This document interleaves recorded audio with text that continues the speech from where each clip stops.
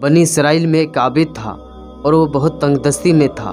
उसके छोटे छोटे बच्चे थे, भूख से तड़प रहे थे, भूख से बेचैन थे। उस आबिद ने अपनी बीवी से कहा कि कहीं से कुछ खाने को सामान मांग के ले आओ ताकि हमारे बच्चे भूख से निजात पा सके, हमारे बच्चे अपने पेट को भर सके। एक खातून कहीं से कुछ खाने को सामान मांग के ले आओ। वो औरत इतना सुनती है और एक ताजिर के पास चली जाती है और जाने के बाद दरवाज़ा ठकठकाती है और कहती है कि मैं बहुत तंगदस्ती में हूँ, आप मेरी मदद करें।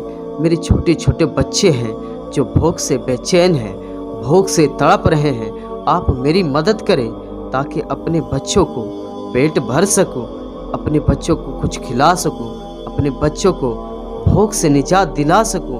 आप मेरी मदद करें।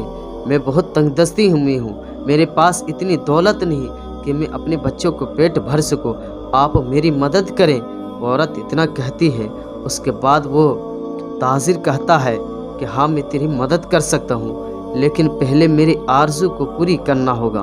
उसके बाद जो चाहो मुझसे ले सकती हो, मैं तुम्हें दे सकता हूँ, लेकिन पहले मेरी आरज़ू पूरी करनी होगी। वो औरत इतना सुनती है, उसके बाद रवाना हो जाती है, घर के तरफ चल पड़ती है।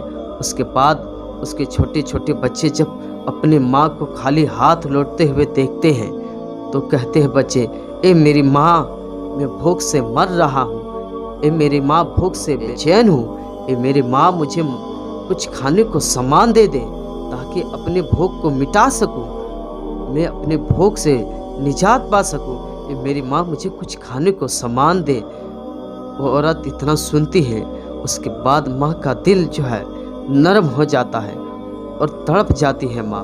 उसके बाद फिर वही ताजिर के पास लौट के चली जाती है और फिर दरवाज़ा ठकठकाती है और कहती, मैं तंगदस्ती में भी हूँ, मेरे छोटे छोटे बच्चे हैं, भूख से तड़प रहे हैं, भूख से बेचैन हैं। आप मेरी मदद करें ताकि अपने बच्चों को भूख से निजात दिला सकूं। आप मेरी मदद करें, अल्लाह आपका मदद करेगा, आप मेरी मदद करें। वो औरत इतना कहती है। फिर वो ताजिर वही कहता है जो उसने पहले कहा था। वो औरत रज़ामंदी हो जाती है। फिर जैसे ही दरवाजे के अंदर जैसे दाखिल होती है और जैसे दोनों करीब में पहुंचते हैं, उसके बाद औरत खौफ ज़दा हो जाती है, खौफ खुदा से लरज़ा जाती है। उसके बाद वो ताजिर कहता है कि यहाँ कोई नहीं है, किस चीज़ से डर रही हो, किससे डर रही हो, तुम इतना खौफ ज़दा क्यों हो? वो औरत कहती है, मैं उस रब्बे कायनात से डर रही हूँ जिसने मुझे पैदा किया, उस रब से मैं डर रही हूँ जिसने हमें दुनिया में भेजा, उस रब से डर रही हूँ। वो ताजिर इतना सुनता है, उसके बाद खौफ खुदा उसके दिल में पैदा हो जाता है और वो ताजिर कहता है कि इतनी तंगदस्ती में तुझे खौफ खुदा का इस दिल में डर है तो अल्लाह से मुझे भी डरना चाहिए, अल्लाह के अजाब से मुझे भी डरना चाहिए। वो ताजिर इतना कहता है और उसको मालो सादो सामान देता है और उसे बाइज़्ज़त घर पहुंचा देता है। फिर अल्लाह तबारक व तआला हज़रत मूसा अलैहिस्सलाम पर वही भेजता है और फरमाता है कि ए मूसा, जाओ उस ताजिर के पास बनी इसराइल के शहर में और उस बंदे को मेरा कह देना सलाम और कह देना कि अल्लाह ने तुम्हारे तमाम गुनाह को माफ़ कर दिया। हज़रत मूसा अलैहिस्सलाम अल्लाह के हुक्म से उस बनी इसराइल के शहर में पहुंचते हैं और ताजिर से मुलाकात करते हैं और फरमाते हैं कि ताजिर, तूने कोई अजीम नेकी काम की है जिसकी वजह से अल्लाह ताला ने तुम्हारे तमाम गुनाह को बख्श दिया है। वो ताजिर इतना सुनता है, उसके बाद जवाब में सारा किस्सा सुना देता है।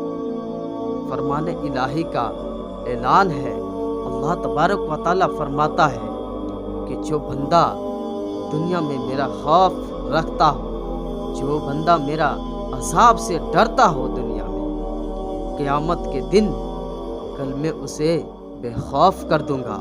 और जो बंदा मेरा दुनिया में बेखौफ रहता है, मेरे अज़ाब से बेखौफ रहता है, मेरे डर से बेखौफ रहता है, मैं उसे क़यामत के दिन खौफ ज़दा कर दूंगा।